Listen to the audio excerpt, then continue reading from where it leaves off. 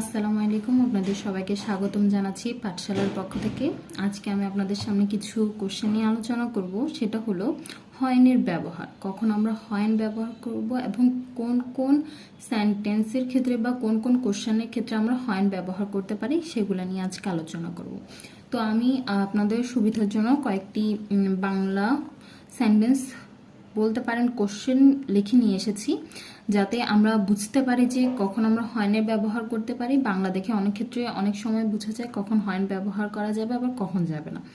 তো এটা আবার অন্যভাবেও পড়া যেতে পারে, সেটা হলো ট্রান্সলেটর বা কিভাবে কোশ্চেন মেকিং করতে হয় সেই ক্ষেত্রে। তো চলুন, আপনাদের সুবিধার জন্য আমি এই কোশ্চেনগুলো সলভ করে দিচ্ছি এবং পাশাপাশি কিভাবে হয়নের ব্যবহার করব সেটাও আমরা দেখে নিচ্ছি। তো এখানে ফার্স্ট কোশ্চেনটা কি? ফার্স্ট কোশ্চেনটা হলো তুমি কখন এসেছিলে।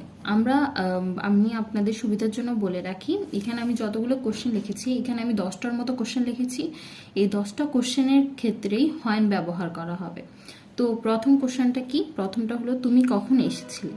তো তুমি কখন এসেছিলে, আমরা জানি যে কখনের ক্ষেত্রে সবসময় হয়নটা ব্যবহার করা হয়ে থাকে, বা কোশ্চেনের ক্ষেত্রে আমরা যখন কখন দেখব তখনই বুঝতে পারবো হয়নের ব্যবহার হবে। তো কখন দেখে যেহেতু হয়নের ব্যবহার হয়েছে, তখন কোশ্চেন বোধক আছে, যখনই কোশ্চেন বোধক থাকবে প্রথম সেন্টেন্সটা যখন তৈরি হবে ইংলিশের ক্ষেত্রে, তখন কোশ্চেন দিয়ে WH ওয়ার্ড দিয়ে শুরু হবে। তো WH ওয়ার্ডের মধ্যে হয়নটাও পড়ে, তো হয়নটাকে আমরা আগে নিব।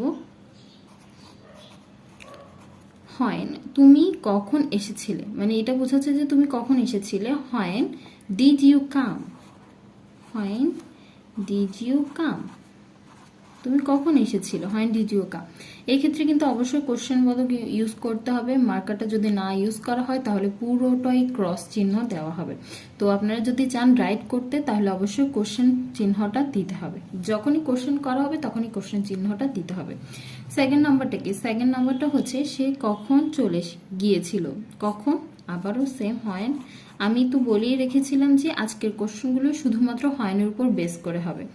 তো সে কখন চলে গিয়েছিল, হোয়েন ডিড হি লিভ।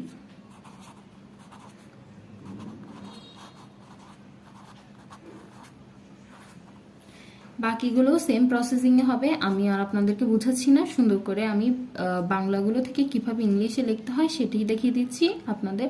আশা করি আপনাদের অনেক উপকারে আসবে।